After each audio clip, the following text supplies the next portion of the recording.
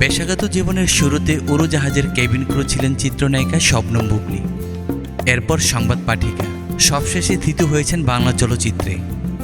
বসগিরি দিয়ে চলচ্চিত্রের শুরু, এরই মধ্যে পার করেছেন ৮ বছর। এই সময়ে ২ ডজনের মতো চলচ্চিত্রে অভিনয় করেছেন তিনি। কোনোটিতে তাকে নেতিবাচক চরিত্রে দেখা যায়নি।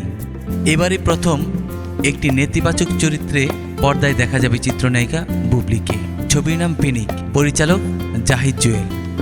১৫ ডিসেম্বর রোববার ছবিটির মারপিটের দৃশ্যের শুটিং চলছে। ঢাকার পাশে আজ দিনব্যাপী শুটিংয়ে অংশ নেবেন বুবলী। ছবির অন্যতম প্রযোজক শিমুল খান জানান, এমন বুবলীকে এর আগে কেউ দেখেনি, একেবারে নতুন, অন্যরকম একজন।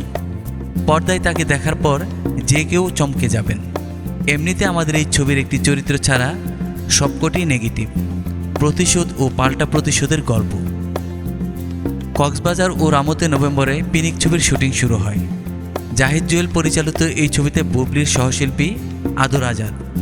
এর আগে তারা দুজন তালাশ ও লোকাল নামে ২টি ছবির শুটিং করেছেন।